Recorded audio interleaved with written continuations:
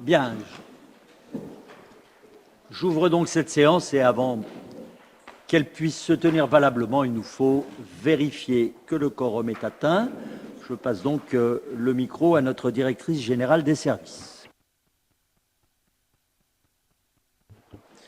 Bonsoir. Monsieur Geoffroy présent. Madame Métral-Borden donne pouvoir à Monsieur Geoffroy. Monsieur Delpuech présent. Madame Bredas présente. Monsieur Samingo présent. Madame Gautin présente. Monsieur Guillemot présent. Madame Molarcadix présente. Monsieur Vignol présent. Madame Lodé-Demas présente. Monsieur Bourdeau présent. Madame Georget présente. Madame Savy donne pouvoir à Madame Bredas. Madame Laforgue donne pouvoir à Monsieur Guilbeault. Madame Lafont présente, Monsieur Alapetite présent, Monsieur Luttmann présent, Monsieur Guis donne pouvoir à Madame Georget, Madame Kozak donne pouvoir à Madame Lodé-Demas, Monsieur Zawi présent, Madame Bourdelot Le Roland donne pouvoir à Monsieur Zawi, Monsieur Alamami présent, Monsieur Leray donne pouvoir à Monsieur Alamami, Monsieur Cédric Youmbien-Gamo présent, Monsieur Rang donne pouvoir à Monsieur Delpuech, Madame Vivian donne pouvoir à Madame Gautin, Madame Kerkali donne pouvoir à Monsieur Samingo, Madame Hillman présente, Madame Massé présente, Monsieur Rouillet présent, Madame Adjeli présente, Monsieur Vrignot.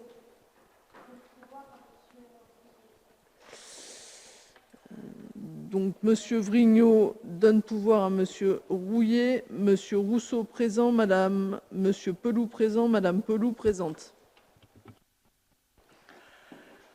Le quorum est donc bel et bien atteint. Nous pouvons valablement délibérer.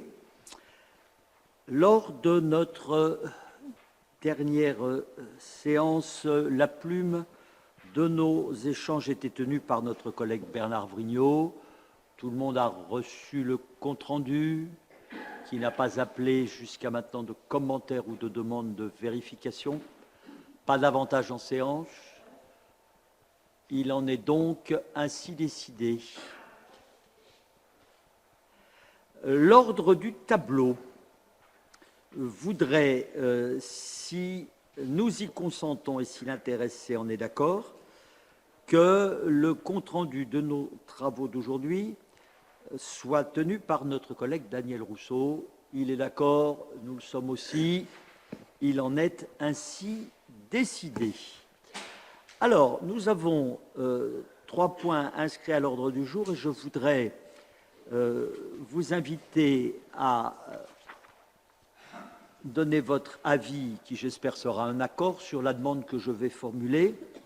Je souhaite en effet, pour tenir compte des derniers échanges au sein du comité directeur de l'Association des maires du département, nous faire délibérer sur un soutien financier que nous apporterions dans le cadre du fonds de solidarité destiné aux communes sinistrées suite à des inondations par une délibération que je vous proposerai. Donc, si vous en êtes d'accord, cette délibération sera, comme la réglementation le prévoit, inscrite à notre ordre du jour en 4e position, après les 3 points qui faisait l'objet de l'inscription initiale. Est-ce qu'il y a des oppositions?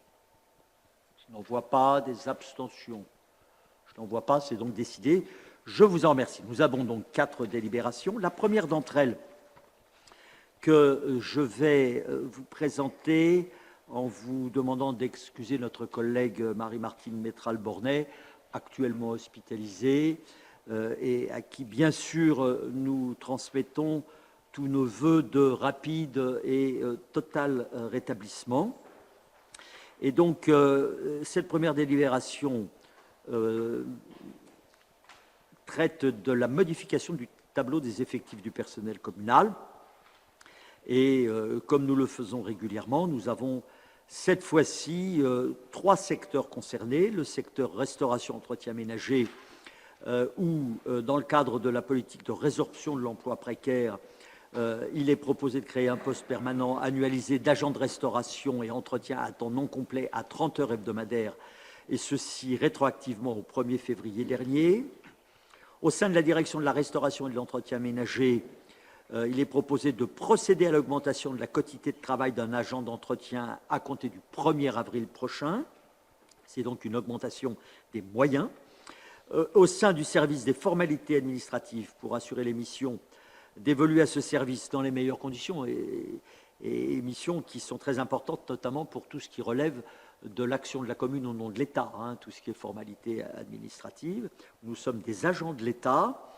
Il est proposé de procéder à l'augmentation de la quotité de travail d'un agent affaires générales, état civil et accueil à partir du 1er juin prochain. Là aussi, augmentation donc des moyens attribués à ce service. La commission, d'après les informations que j'ai eues, a donné un avis favorable unanime à ce projet de délibération. Est-ce qu'il y a des remarques? Je n'en vois pas. Y a-t-il des abstentions? Je n'en vois pas. Des oppositions? Non plus. C'est donc adopté. Je vous en remercie. Le projet numéro 2, où je supplée également, en espérant que ça soit le mieux possible, notre collègue Marie-Martine, c'est la décision que nous avons à prendre pour l'exercice 2025 concernant le Comité national d'action sociale, le CNAS, qui n'est pas une obligation, je le rappelle, pour les communes, mais dont nous sommes fait obligation depuis maintenant un certain nombre d'années, puisqu'en adhérant au CNAS, nous ouvrons pour nos personnels un certain nombre de droits et de mesures d'accompagnement. Et le CNAS nous a notifié l'augmentation du montant de la cotisation à partir du 1er janvier 2025, ce qui va entraîner pour la commune, et bien sûr les crédits sont disponibles sur la ligne budgétaire correspondante, une augmentation de 1 984 € de cotisation par rapport à 2024, d'après les prévisions d'effectifs de l'année 2025. Le montant des cotisations était de 217 € pour un agent du 1er janvier au 31 août, ça passe à 222 €. Du 1er septembre au 31 décembre, le forfait passe de 74 à 74 €, il était 72,33 € auparavant. Et nos agents retraités qui peuvent bénéficier des prestations du CNAS en tant qu'agents retraités de la commune, et là c'est également une faveur que nous avons souhaité inscrire dans nos obligations à l'égard de nos anciens agents, le forfait annuel passe de 141 à 144 €. Bon, ces augmentations nous sont de fait imposées, et comme nous souhaitons maintenir notre adhésion et le bénéfice qui en découle pour nos agents, il faut tenir compte de ces nouveaux tarifs et actualiser la contribution de la commune pour ses prestations d'action sociale. Et il m'a été également rapporté que la commission a émis un avis favorable unanime. Pas de remarques, pas de questions, je ne vois pas d'abstention, pas d'opposition non plus, c'est donc adopté. Je vous en remercie. Le point suivant que nous présente Claude Luttmann, c'est la convention de servitude avec Enedis. La société Enedis propose une convention sous CEING privé relative au passage d'une ligne électrique en souterrain sous la parcelle cadastrée section A, numéro 2561, appartenant à la commune de Comblaville. Pour être précis, cette parcelle, c'est celle sur laquelle se trouve l'école maternelle Beau-Soleil. Enedis sollicite la commune pour la publication de cet acte de servitude conformément aux termes de la convention sous CEING privé. Cette publication foncière est importante car elle a pour but d'informer toutes les personnes de la présence de la ligne électrique afin d'éviter tout sinistre et donc tout problème à venir. Les frais liés à cette opération seront à la charge d'Enedis. La commission Aménagement et Développement durable a donné un avis favorable. Au vu de ces éléments, Monsieur le maire vous propose d'approuver les termes de la convention de servitude avec Enedis pour la ligne électrique souterraine sous la parcelle A de 2561 située à l'angle de la rue Victor Hugo et de l'avenue de Quincy. Très bien. Bon, rappelons, hein, c'est dans le corps du texte qui vous a été adressé, que cette opération est liée aux besoins d'augmentation de puissance, hein, qui accompagnent le doublement de la surface de notre dojo, hein, puisque la salle historique est rénovée et s'y adjoint une salle de pratiquement même surface, même si elle est légèrement inférieure, et donc il y avait besoin d'une source électrique de meilleure puissance. Pas de remarques, pas de questions, je mets aux voix, donc qui est favorable? Il faut qu'on fasse un peu d'exercice. Pas d'avis contraire, je suppose, pas d'abstention. Il en est ainsi décidé. Alors, la quatrième délibération que je vous ai invité, je vous en remercie, à pouvoir inscrire à notre ordre du jour, est relative au fonds de solidarité créé par l'Association départementale des maires pour apporter un soutien financier aux communes sinistrées. Alors, un bref rappel. Bon, vous n'êtes pas tous, et ce n'est pas un drame, informés de ce qui a été fait depuis 2016 dans le département à l'initiative de l'AMF 77, mais suite aux graves inondations qui ont frappé le sud du département, hein, et notamment dans le secteur de Nemours, hein, le Loing avait fait des siennes dans des conditions assez importantes.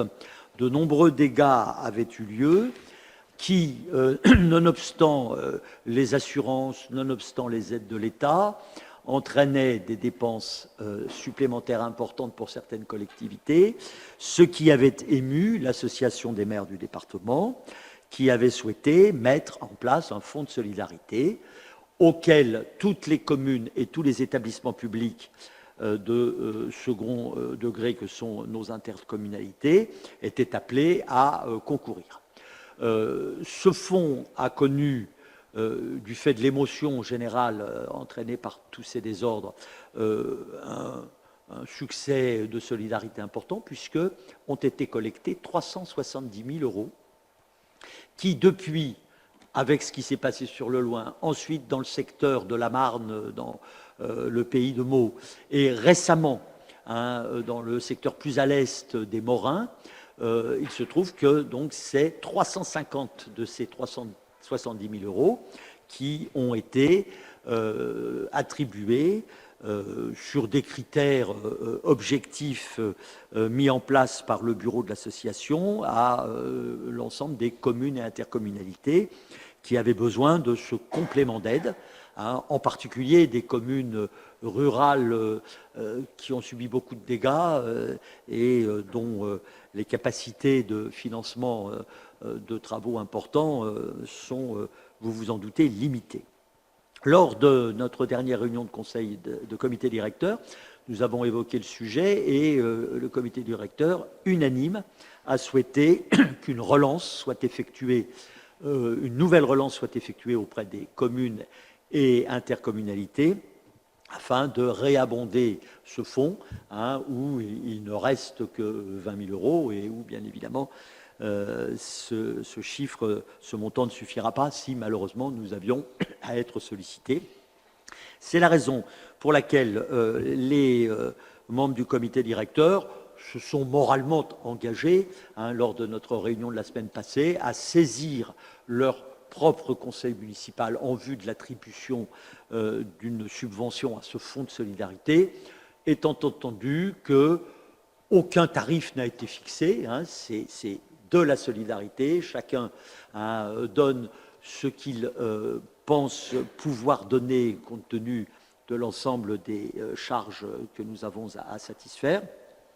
Et pour ce qui concerne notre commune, je vous propose une subvention exceptionnelle donc à ce fonds d'une hauteur de 1 500 euros. Pourquoi 1 500 euros? Parce que c'est la somme que nous avons pris, malheureusement, et heureusement d'un autre côté, l'habitude d'attribuer lors d'événements particuliers qui nécessitent un concours solidaire de notre commune. Nous avons déjà versé à plusieurs reprises 1 500 € à la Fondation de France ou à tout organisme qui se chargeait d'apporter un secours et un soutien là où c'était nécessaire à nos concitoyens qui vivaient des moments difficiles. Et c'est donc pourquoi je vous propose cette somme en espérant qu'elle n'aura pas à être utilisée, parce que si elle avait à être utilisée, ça voudrait dire que des pépins ont eu lieu et qu'il faut essayer d'accompagner les difficultés qui en découlent. Voilà, je crois avoir été, je l'espère, suffisamment clair. Je suis permis de vous rappeler tout cela, puisque comme ceci n'avait pas pu faire l'objet d'une inscription à l'ordre du jour initial, les commissions n'ont pas pu être saisies du sujet et obtenir les informations que je vous ai un peu plus détaillées. Est-ce que ceci suscite des questions de votre part? Visiblement non. Donc je vais mettre aux voix. Qui est favorable? Pas d'avis contraire, pas d'abstention. Il en est donc ainsi décidé. Merci à vous toutes et à vous tous. Ce n'est pas une surprise pour moi, mais c'est important de savoir que dans une commune comme la nôtre, moins susceptible d'être frappée par les inondations. Bien sûr, la rivière passe dans notre commune, mais elle impacte potentiellement dans des conditions qui peuvent être réelles, mais moins importantes a priori que dans d'autres communes plus exposées, que nous marquions notre solidarité, et en plus dans une belle unanimité, et très certainement un beau geste par les temps qui courent.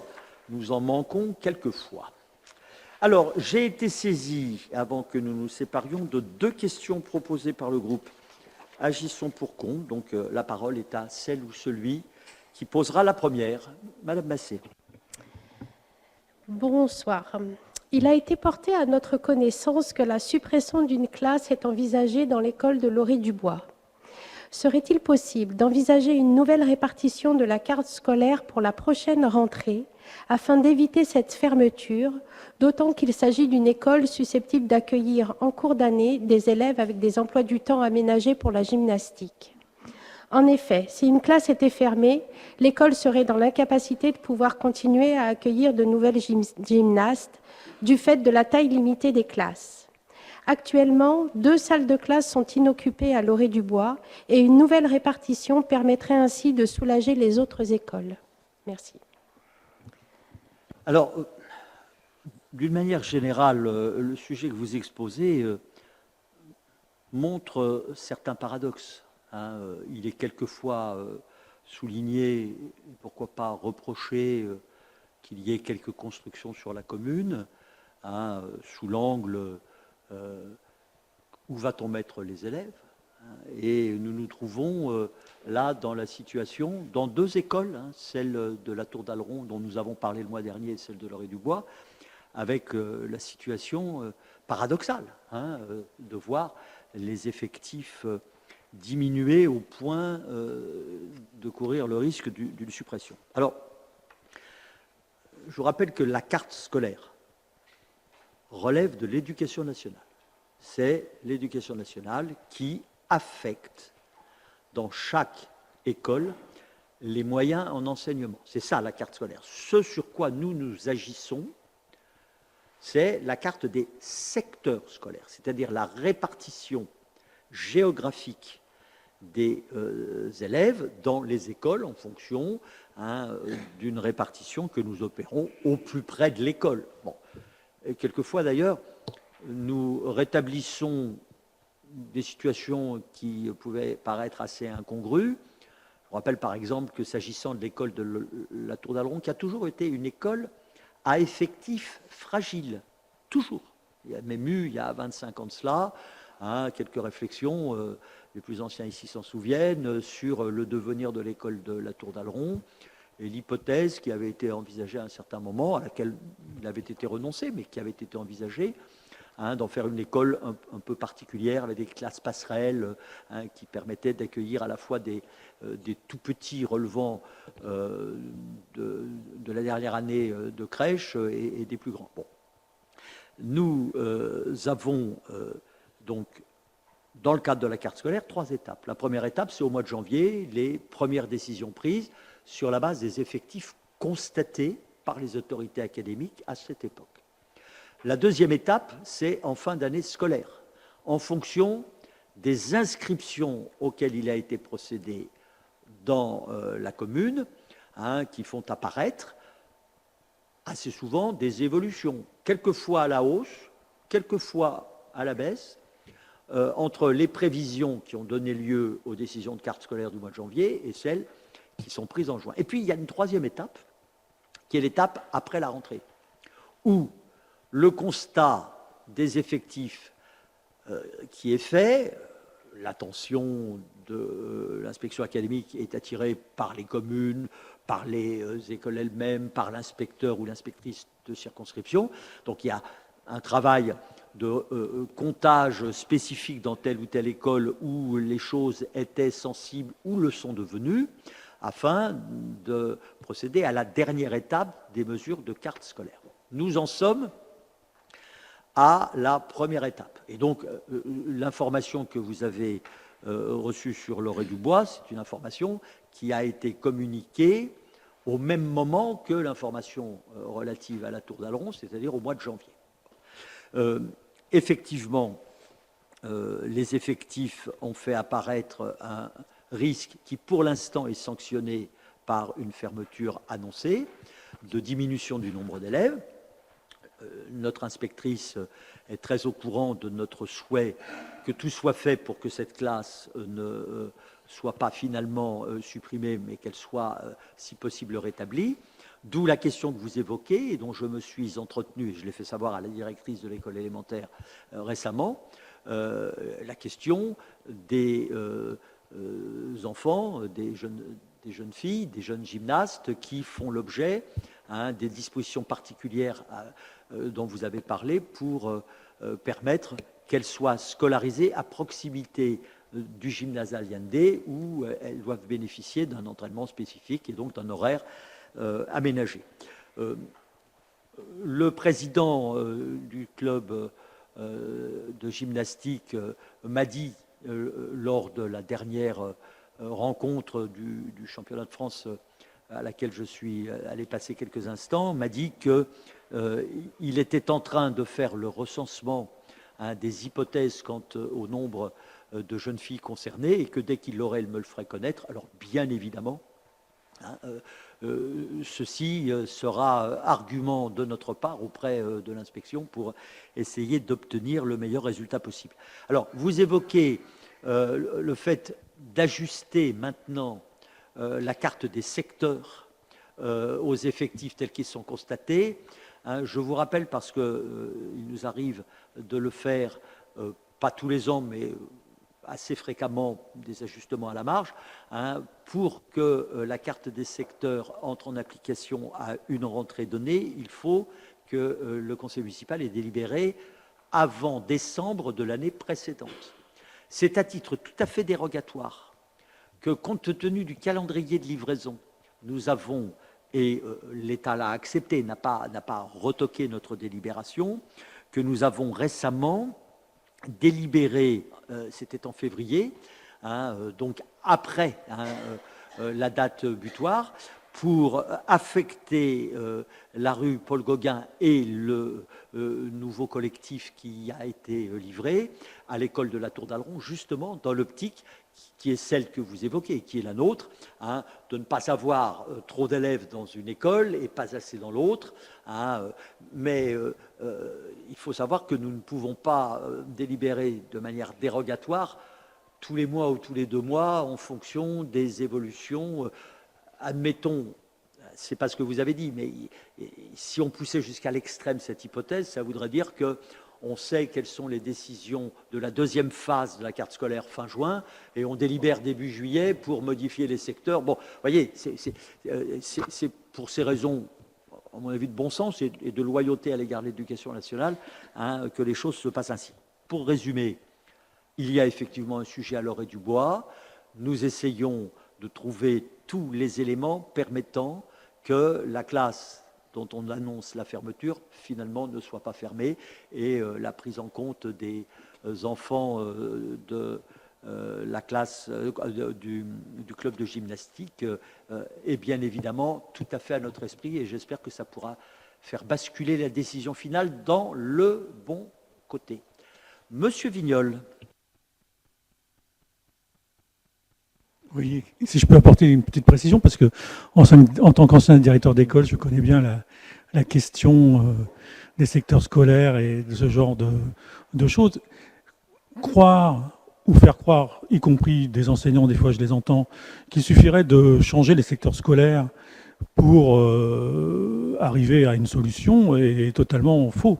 Parce que d'une part, les parents d'élèves peuvent demander le maintien de leur enfant dans l'école où ils ont été inscrits depuis le début, ce qui fait que avec des petits frères qui pourraient arriver, etc., on va faire un changement à la marge.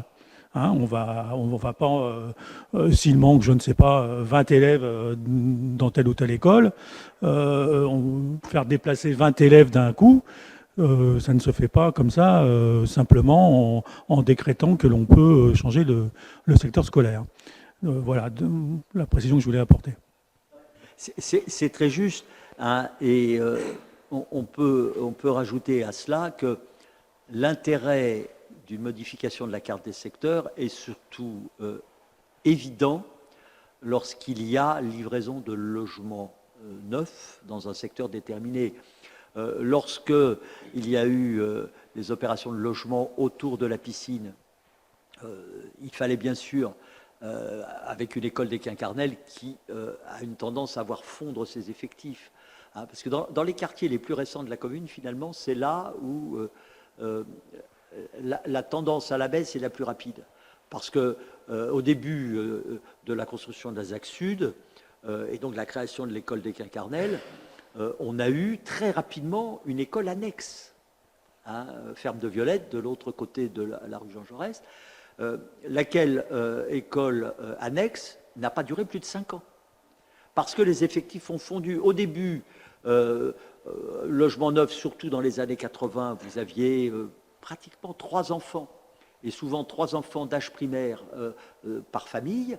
Et puis rapidement, si les familles restent dans leur logement au moment où les enfants vont au collège, il n'y a pas remplacement de ces enfants, donc il y a un affaissement. Et les Quincarnelles ont beaucoup souffert de ce risque d'affaissement. C'est d'ailleurs la raison pour laquelle on y a mis la classe des tout-petits, hein, qui tient bien sa place et qui fonctionne bien.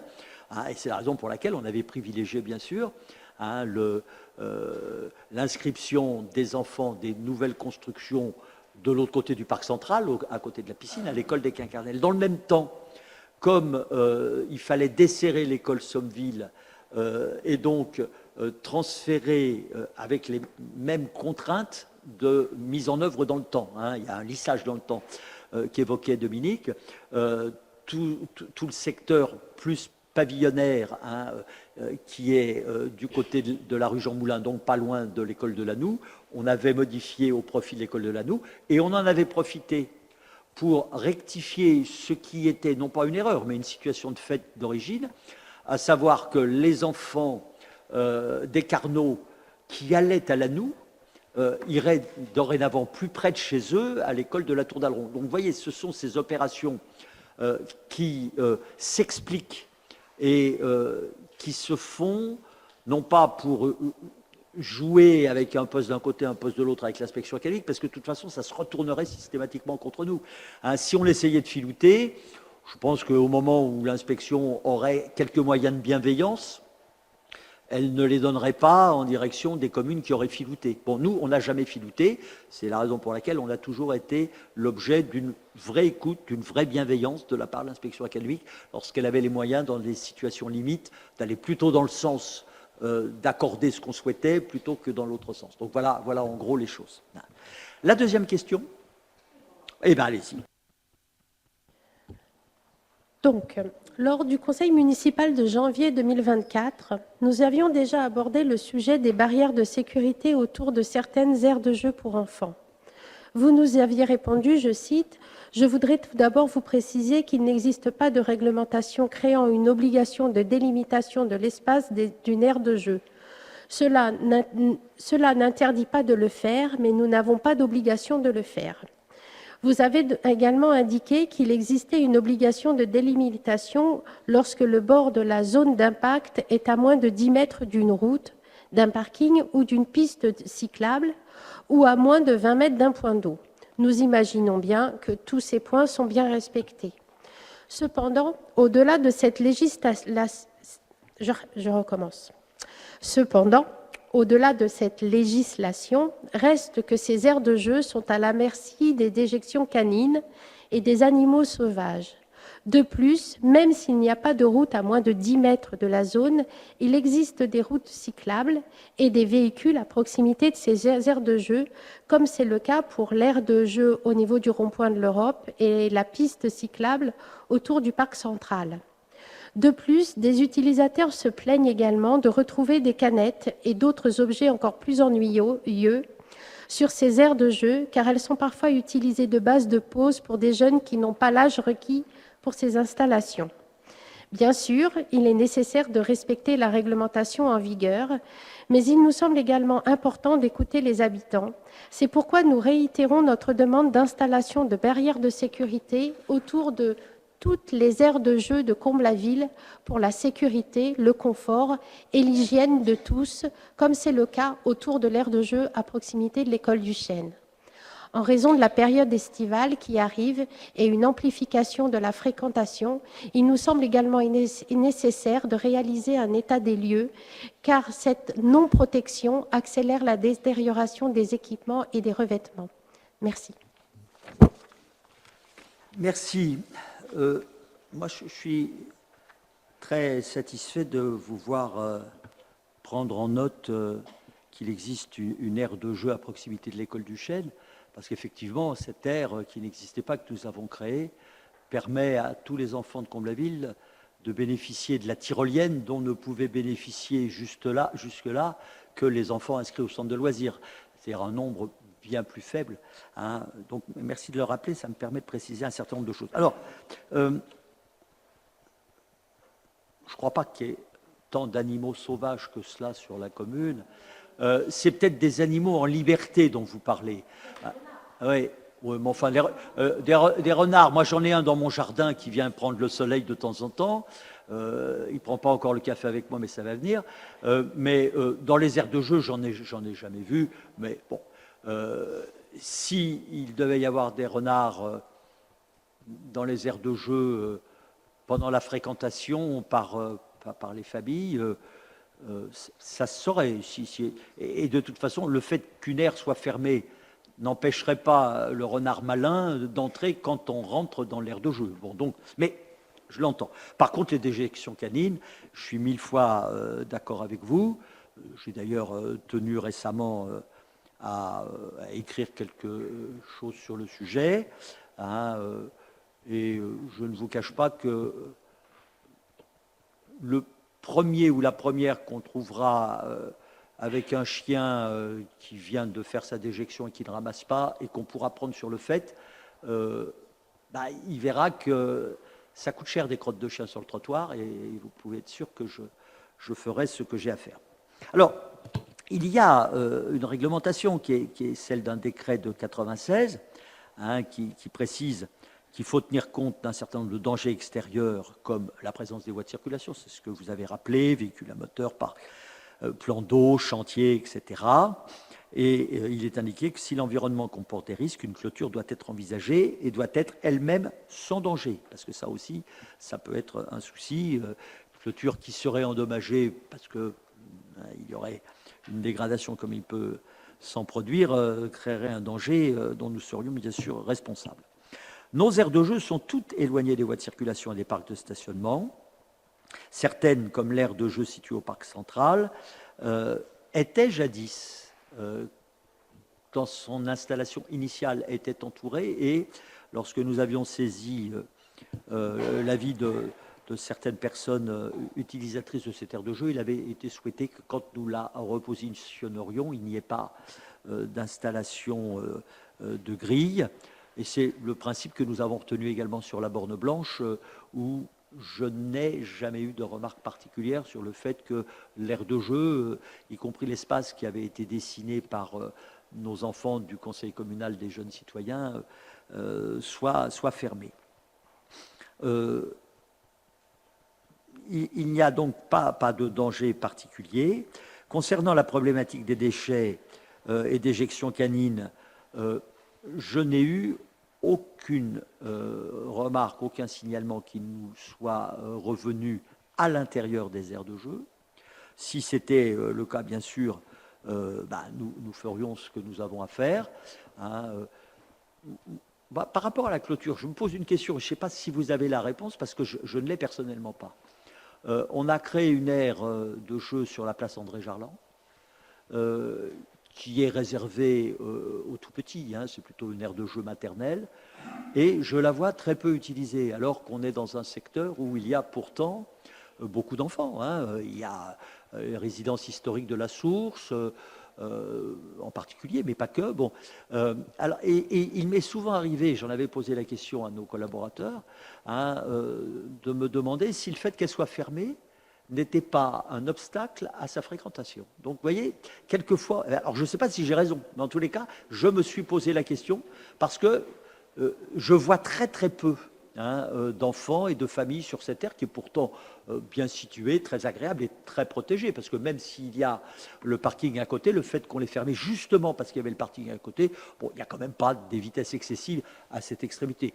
Si quelquefois on peut s'interroger sur l'axe principal de la place André Jarlan, de ce côté-là, c'est pas du tout le même sujet.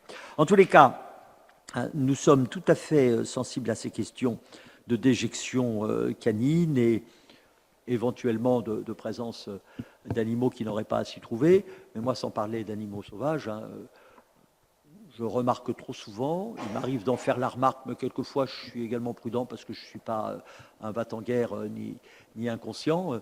Il y a beaucoup d'animaux qui ne sont pas des animaux sauvages, mais qui sont en liberté alors que leur propriétaire a la laisse en main et les laisse aller de ci, de là.